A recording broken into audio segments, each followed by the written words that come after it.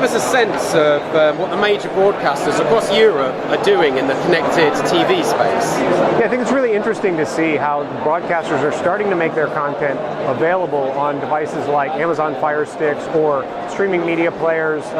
Many of them are actually branding some of their own streaming media players that consume content via OTT. So that's video streams delivered over the internet, but they're one-to-one streams that carry live, linear, and VOD services that are very equivalent to traditional pay TV packages, but are consumed now on things like smart TVs themselves, gaming consoles, and these OTT devices that give a traditional lean-back experience. We think the audience moves that direction because the actual consumption of content is starting to span devices. So that's including desktop, that's mobile, that's these connected screens, and then traditional TV being in the mix. So country by country, we've seen varying levels of adoption by different broadcasters in how they're making their services available, and also the content players on who they're distributing their content through.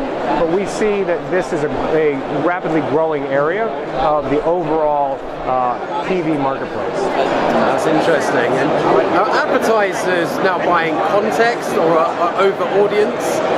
Yeah, so I think as you move into these kind of more targetable and one-to-one deliverable and personalized advertising-enabled spaces like OTT, there's this ability for advertisers to bring in their own data, as well as the broadcasters themselves to bring data to the equation, and other third-party data that's being modeled.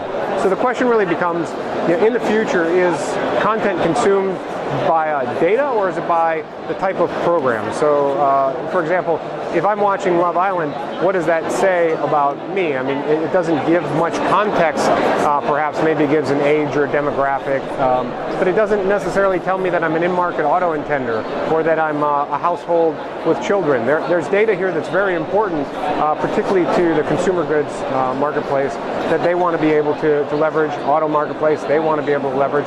But content is still very important. So I think moving forward, whereas content used to be a way to segment audiences, so the shows themselves were an indicator of who was watching the shows, I think in the future it's a blend of both the application of data in a smart and scalable way in premium, high-quality broadcaster-produced content.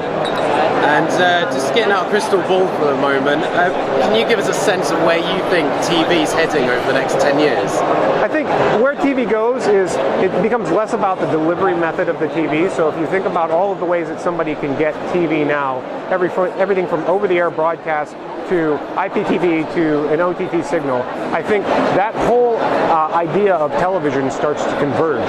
So we start to have a seamless user experience from screen to screen to screen, and then it starts to get, from the distribution standpoint, starts to get connected on the back end, so that that view of the user and viewer as they move across these screens will become more unified and holistic. Some of that measurement challenge is going to get solved. The key, though, I think, is really to make that experience as seamless for the advertisers and agencies and brands that are trying to reach the audience across all of these fragmenting screens. How do you make that experience as good as you're making the content delivery experience? And so the future of TV in I think 5 years is having both sides of that equation pretty well sorted. Alan, thank you very much. Thank you.